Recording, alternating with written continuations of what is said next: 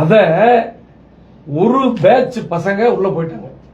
கல்வியிலே வேலை வாய்ப்பிலே வாய்ப்பு ஏற்பட்டது. ஆனா திமுக ஆட்சிக்கு வந்து படுபாவீங்களே, எங்க வயிற்றுல அடிச்சிட்டீங்களே, அந்த 10% இடஒதுக்கீடு தடுத்து நிறுத்திட்டீங்களே. அன்றைக்கு தடுத்து நிறுத்திய பொழுது சேலம் மாவட்டத்திலிருந்து ஒரே ஒரு அமைச்சர், ஒரே ஒரு எம்எல்ஏ அண்ணன் ராஜேந்திரன் அவர்கள் எங்க போனாரு? அவர் இடஒதுக்கீடு பத்தி அதை கேட்டாரா? மாண்புமிகு தமிழ்நாடு முதலமைச்சர் அவர்களே, எங்க சமுதாயத்துக்கு இடஒதுக்கீடு தாருங்கள் என்று ஒரே ஒரு நாள், ஒரே ஒரு கடிதம், நீ அறிக்கை கொடுக்க வேண்டாம், பொதுவெளியிலே பேச வேண்டாம், ஒரு கடிதம் நீங்கள் தந்ததாக வரலாறு உண்டா? இல்லையே. அதே மாதிரி உங்களை உருவாக்கிய தலைவர் யாருங்க? சேலத்தினுடைய அடையாளமாக திகழ்ந்த தலைவர் யாருங்க? வீரபாண்டியார் அவர்கள். வீரபாண்டியார் அவருடைய மரணத்திற்கு யார் காரணம்? சேலம் மாவட்டத்தில் இருக்கிற மக்கள்கிட்ட கேட்கணும்னு அவசியம் இல்லை. சேலம் மாவட்டத்தில் இருக்கிற திமுக தொண்டர்கிட்ட கேட்டா அவருடைய மரணத்திற்கு யார் காரணம் என்று பட்டியலிட்டு சொல்வார்கள். அணுவணுவாக சித்திரவதை செய்து மன உளைச்சலை கொடுத்து அவர் மரணத்திற்கு யார் காரணம்? சேலம் மாவட்டத்தில் பிறந்த நீங்கள், வன்னிய சமுதாயத்தில் பிறந்த நீங்கள், நீங்கள் பிறந்த சாதிக்கு என்ன செய்திருக்கிறீர்கள்? 4வது முறை எம்எல்ஏ, ரொம்ப சந்தோஷம். 4வது 3வது முறையா? 3வது முறை பண்ணிக்கணும். 3வது முறை நீங்கள் எம்எல்ஏ. நீங்கள் பிறந்த இந்த வன்னிய சமுதாயத்திற்கு என்ன செய்திருக்கிறீர்கள்? பரவாயில்ல. இதை உருவாக்கிய, உங்களை உருவாக்கிய இந்த மாவட்டத்திற்கு என்ன செய்திருக்கிறீர்கள்? உங்களை ஆளாக்கிய தலைவர் வீரபாண்டியார் அவர்கள், நானும் மேட்டூர் எம்எல்ஏ சதாசிவம் அவர்களும் பல கோரிக்கை வச்சோம். என்னென்ன? வீரபாண்டியார் அவர்கள், இன்னொன்னு நான் கேட்கறேங்க, இன்றைக்கு சேலத்து சிங்கமாக இருக்கிற நான் வீரபாண்டியார் அவர்கள் மட்டும் உயிரோடு இருந்திருந்தால் இன்றைக்கு இடஒதுக்கீட்டை உறுதி செய்திருப்பார். என்ன காரணம்? அவர் சேர்ற சீற்றத்தில் அடிபணிந்தே ஆயிருக்க வேண்டும். இல்லைன்னா அவர் வேற மாதிரி பண்ணுவார். கலைஞரையே என்னன்னு கேட்டவர், மருத்துவர் ஐயாவே என்னுடைய இனத்தினுடைய தலைவர் என்று சொல்லியவர். கட்சிக்கு நீ தலைவர்னா, என் ஜாதிக்கு எங்க ஐயா ராமதாஸ் ஐயா தான் தலைவர், மருத்துவர் ஐயா தான் தலைவர்னு சொன்னேன். அப்படிப்பட்ட ஒரு தலைவர் இன்றைக்கு இருந்திருந்தால் இடஒதுக்கீட்டை உறுதி செய்திருப்பார். சேலம் மாவட்டத்திற்கும் ஒரு அதிகாரமிக்க பதவி கிடைச்சிருக்கும். அதெல்லாம் எதுவுமே இல்லை. அப்படிப்பட்ட ஒரு தலைவருக்கு கொண்டலாம்பட்டியில அந்த ரவுண்டானாவுக்கு வீரபாண்டியார் சதுக்கம்னு பேர் வைக்கணும்னு நானும் கவன ஈர்ப்பு தீர்மானம் கொடுத்திருந்தேன். மேட்டூர் எம்எல்ஏவும் கவன ஈர்ப்பு தீர்மானம் 3 முறை கொடுத்திருக்கிறோம். சட்டப்பேரவையில் பேசியிருக்கிறோம், வினாக்கள் எழுப்பி இருக்கிறோம். அங்க ஒரு செலவைங்கன்னு சொன்னோம், அரசாங்கத்தின் சார்பில் ஒரு செலவைங்கன்னு சொன்னோம். அதற்கு இதுவரையிலே எந்த விதமான பேச்சும் இல்லை. அதே மாதிரி இந்த இனத்திலே பிறந்த ஒரு மிகப்பெரிய கவிஞர் அர்த்தநாரீஸ்வரர் வர்மா, மறைக்கப்பட்ட கவிஞர், நம்ம பாரதியார் அவர்கள் மறைகிறார். யானை மேய்ச்சி கொண்டு முடிச்சு. அப்ப சுதந்திர போராட்டத்தை பத்தி கவிதை எழுதுறது எல்லாம் பயந்துக்கிட்டாங்க. அன்றைக்கு சுதந்திர போராட்டத்தை பற்றி ஒரு முதலிலே அந்த அந்த விடுதலைக்காக அந்த போராட்டத்தை முன்னெடுப்பதற்காக கவிதை எழுதி சென்ற ஒரு மகத்தான புரட்சி கவிஞர் அர்த்தநாரீஸ்வரர் வர்மா. அவருக்கு ஒரு செலவைங்க, அவருக்கு ஒரு மணிமண்டபம் கட்டுங்க, அவருடைய பெயர் எங்கேயாச்சும் சூட்டுங்கன்னு சொல்லி நான் சட்டமன்றத்திலே பல முறை நாங்கள் 2 பேரும் கேட்கிறோம். இன்றைக்கு நீங்க அமைச்சர் தானே, அவர் அதுக்கு ஏதாவது செய்யலாம்ல, ஏன் செய்ய மாட்டேங்கிறீங்க? அப்புறம் நீங்க இடஒதுக்கீடு போராட்ட தியாகின்னு சொல்றீங்கல்ல, இன்றைக்கு நீங்க அமைச்சரானீங்க. இந்த இடஒதுக்கீட்டுக்காக உயிர் நீத்த சிவதாபுரம் குப்புசாமி, அமரனத்தாரோட மயில்சாமி, எங்க வீட்டுக்கு நீங்க போய் ஏதாச்சும் ஒரு சின்ன அளவிலே அவர்களுக்கு ஒரு உதவி செய்யறது உண்டா? செய்தியே. அப்புறம் எப்படி நீங்க வன்னிய சமுதாயத்தினுடைய பிரதிநிதியாக உங்களை நீங்க காட்டிக்கொள்ள முடியும்? இன்னைக்கு உங்களோட அறிக்கையில நீங்க சொல்லியிருக்கிறீர்கள், தமிழ்நாடு காவல்துறை இயக்குநராக கொடுத்தோம், ராமசாமி செல்வருக்கு பணம் செலவச்சோம், வெங்கட்ராமனும் மத்திய மந்திரி ஆக்கணும், பல்கலைக்கழகத்தில் இன்னைக்கு காசி விஸ்வநாதனை ஆக்கணும், எல்லாம் பழைய பொற்கோவ துணைவேந்தர் நியமிச்சோம், எல்லாம் பழைய வரலாறு. இன்னைக்கு என்ன இருக்குது? இன்னைக்கு எங்க செஞ்சிருக்கீங்க? இன்றைக்கு வன்னியர்களுக்கு என்ன மரியாதை? ஒன்றும் இல்லை. செந்தில் பாலாஜி வீட்டில் ரைடு போகுது. செந்தில் பாலாஜி வீட்டில் ரைடு போகும்போது ஒட்டுமொத்த திமுகவே இப்படி அதிருது. ஏன் துரைமுருகன் ஒரு மூத்த முன்னோடி, ஒரு பொதுச் செயலாளர், அவர் வீட்டில் ரைடு போது அவங்க பையனை பிடிச்சி மிக கடுமையாக பண்றாங்க. ஒரே ஒரு குரல், எதிர்ப்பு குரல் இல்லையே. என்ன காரணம்? என்ன காரணம்? அவர் வன்னியரா பிறந்தனால தானே. நாங்க வந்து அண்ணன் மாண்புமிகு துரைமுருகன் அவர்களுக்கு இது எவனா ஆதரவு, நாம் பரிந்து பேசுவதாக சொல்லக்கூடாது. நீதி என்பது திராவிட முன்னேற்ற கழகத்திலே மற்ற சமுதாயத்துக்கு ஒரு நீதி, வன்னியருக்கு ஒரு நீதி, இதை கேட்கக்கூடிய திராணியும் ஒரு தில்லும் வீரபாண்டியருக்கு இருந்துச்சே. அவரு இந்த சேலம் மண்ணில் பிறந்தவர் தானே. உங்களுக்கு அந்த தில்லு திராணி இருக்குதா? அண்ணன் ராஜேந்திரன் அவர்களை உங்களுக்கு கேட்டுக்கொள்கிறேன், அதுக்குரிய தில்லு திராணி விட்டுருக்குதா? இல்லாத பொழுது எப்படி எப்படி எங்க ஐயா பத்தி சொல்றது உங்களுக்கு, எங்களுடைய சின்னையா பத்தி சொல்றது உங்களுக்கு என்ன தகுதி இருக்குது? ஆகவே நீங்கள் உங்கள் பெயர்களை நீங்க அந்த மாதிரி பேச மாட்டீங்க, நீங்க அந்த மாதிரி அறிக்கை மாட்டீங்க, எங்களுக்கு தெரியும், எல்லாத்துக்கும் தெரியும். ஆனா உங்க பெயரிலே திமுக தலைமையிலிருந்து வந்திருக்கிற அறிக்கை மிக தவறான அறிக்கை, வன்மையாக கண்டிக்கிறோம். சேலம் மாவட்ட மக்கள் சார்பாக மட்டுமல்ல, ஒட்டுமொத்த வன்னிய சமுதாயத்தின் சார்பாகவும், பிற்படுத்தப்பட்ட தாழ்த்தப்பட்ட ஒடுக்கப்பட்ட சமுதாய மக்கள் சார்பாகவும் நீங்கள் சமூக நீதிக்கான இயக்கம் என்றால் சாதி வாரி கணக்கெடுப்பு நடத்தி அனைத்து சாதிகளுக்கு இடஒதுக்கீடு கொடுங்கள். அதற்கு முன்பாக கடந்த ஆட்சியிலே கொடுக்கப்பட்ட அந்த 10% இடஒதுக்கீட்டை நீங்கள் உடனடியாக அமல்படுத்துவதற்காக முயற்சி எடுக்க வேண்டும் என்பதை நீங்கள் இங்கே அன்போடு தெரிவித்துக் கொள்கிறோம்.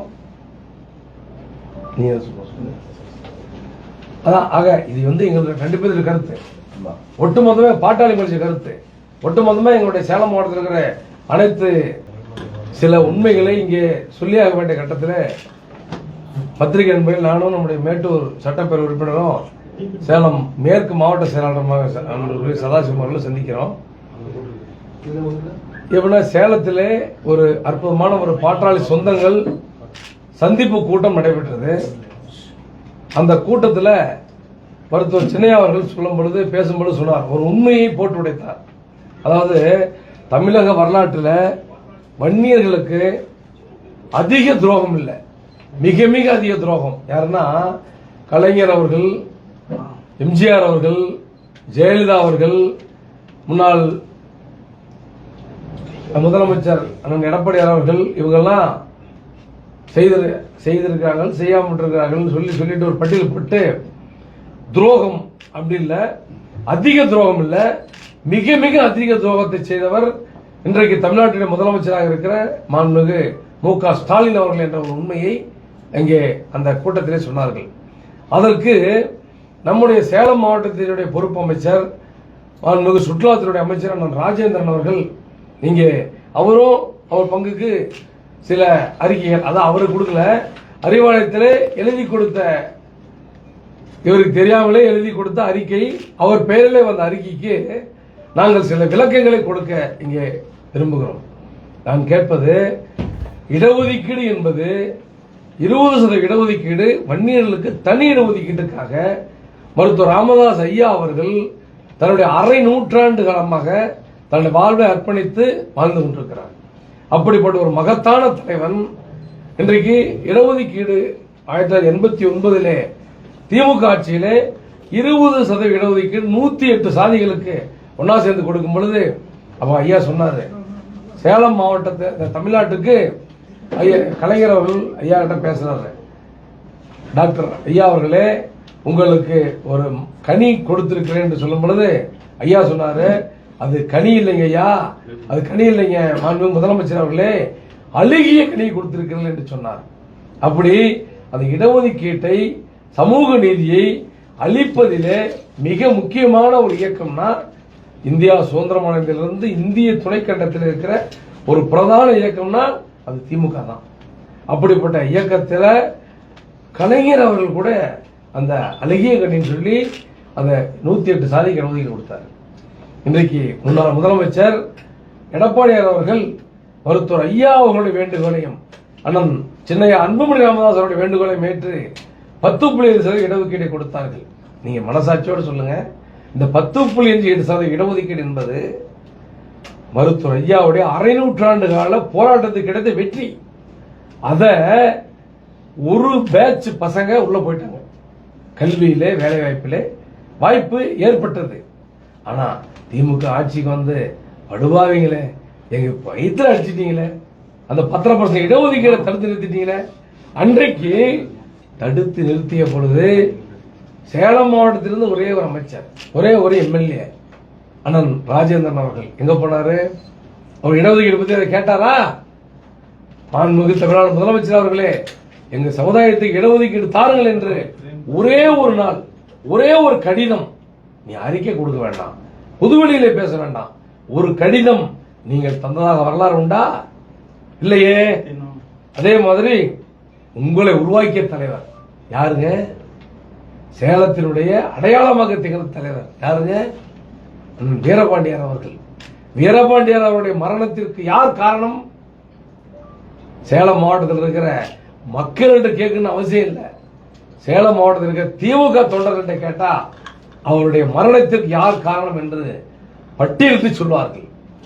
அணுவணுவாக சித்திரவதை செய்து மன உளைச்சலை கொடுத்து அவர் மரணத்திற்கு யார் காரணம் என்று இருக்கிற மாண்புமிகு முதலமைச்சர் அவர்களும் அவர்களோடு இணைந்து அவருடைய ஊதுகுழலாக செயல்பட்டு அவரை சித்திரவதை செய்த நீங்க தானே. மறக்க முடியுமா? மறுக்க முடியுமா? அதற்கான ஆதாரங்களை நாங்கள் தருவதற்கு தயாராக இருக்கிறோம். இப்ப அப்புறம் இன்னொன்னு, மாண்புமிகு முதலமைச்சர் அவர்கள் 1900 நம்ம விக்கிரவாண்டியில் நடந்த தியாகிகள் அந்த தியாகிகள் மணிமண்டப திறப்பு விழாவிலே பேசுறாரு.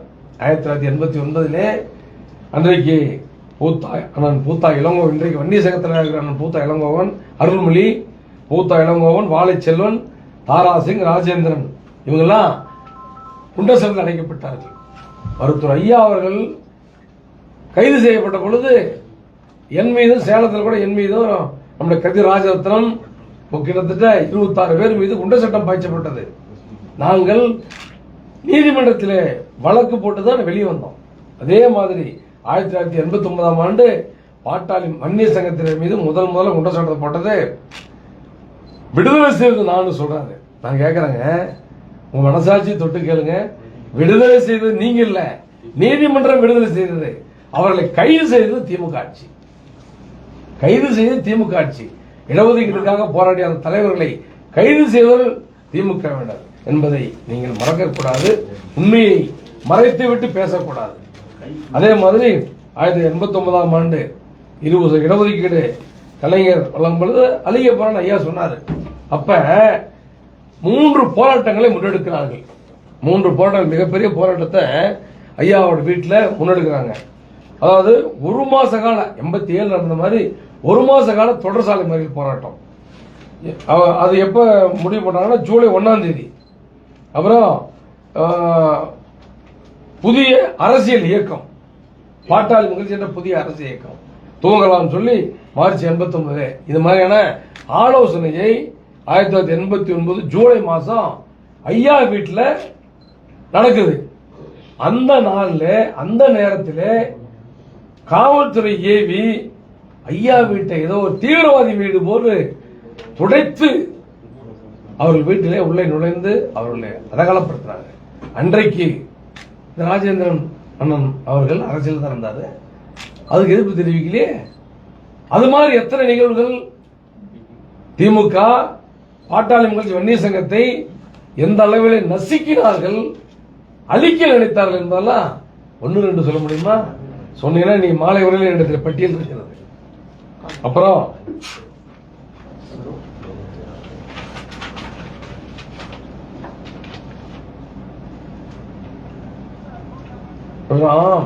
இன்றைக்கு சுற்றுலாத்துறை அமைச்சராக மாண்புமிகு அமைச்சர் பொறுப்பேற்றிருக்கிறார், ராஜேந்திரன் பொறுப்பேற்றிருக்கிறார். நான் கேட்கிறேன், நீங்க அப்படியே சுற்றுலாவில் பெரிய புலி, உங்களுக்கு அப்படியே சுற்றுலாவை வந்து இந்தியா அளவிலே மிகப்பெரிய அளவிலே கொண்டு செல்லக்கூடிய ஒரு வல்லமை படைத்தவர், மிகப்பெரிய அறிவு ஜீவி, நீங்கள் அப்படியே வானத்தை வெள்ளா உழைச்சி உலக நாடுகளிலிருந்து இந்த நிதிகள் எல்லாம் கொண்டு 11 தொகுதியில் இருக்கிற பாட்டாளி சொந்தங்களுடைய கருத்து என்பதை இங்கே உங்களுக்கு சொல்லிக் கொள்கிறோம்.